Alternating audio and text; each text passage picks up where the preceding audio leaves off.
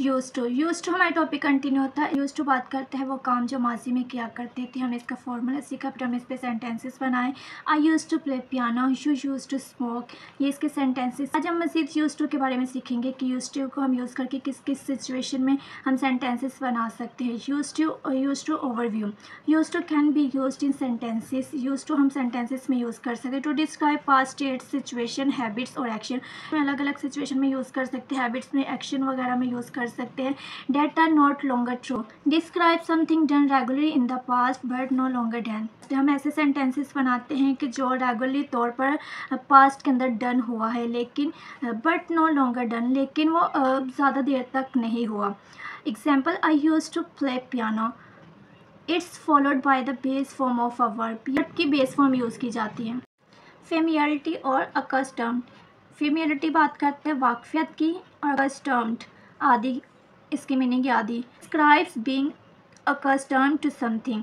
Example, I am use to the noise. किसी चीज़ की आदि होना, ये इसकी एग्जाम्पल है। सम एग्जाम्पल्स, इसको हम मज़ीद एग्जाम्पल्स के तौर पर सीखेंगे। Past habits, I use to play the piano every day when I was a child.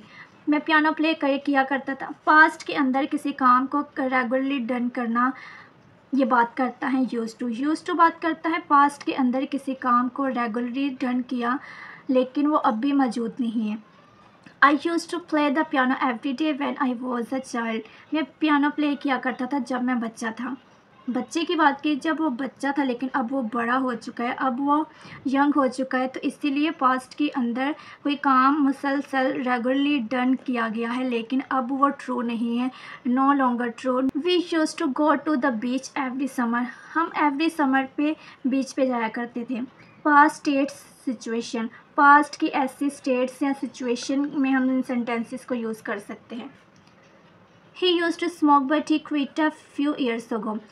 वो स्मोक किया करता था लेकिन अब उसने छोड़ दी। She use to shy but now she is more outgoing.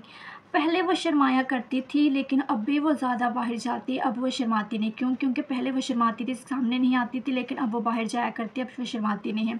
तो यूज़ टू को हम अलग अलग सिचुएशन में यूज़ करते हैं। पास्ट अगर हैबिट के लिए हम सेंटेंसेस बना सकते हैं कि मेरे पास्ट हैबिट में, पास्ट में ये हैबिट किया करता था, मेरे पास्ट में ये सिचुएशन हुआ करती थी, मैं पास्ट में ऐसे किया करता था, तो हम ये यूज़ टू को यूज़ करते। यूज़ टू बात करते पास्ट के अंदर किसी काम को रेगुलरिटी डन किया गया हो, लेकिन वो अब भी मतलब नाउ, इस टाइम पे, अभी के टाइम पे वो काम नहीं हो रहा, तो यूज़ टू को हम इन सेंसेस में यूज़ करते हैं। तो मैं उम्मीद करती हूँ कि ये सेंटेंसेस आपको क्लियर हो चुके होंगे। ये जितने भी हमने यूज़ टू का ओवरव्यू सीखा, आपने इसको अच्छे से अंडरस्टैंड किया होगा।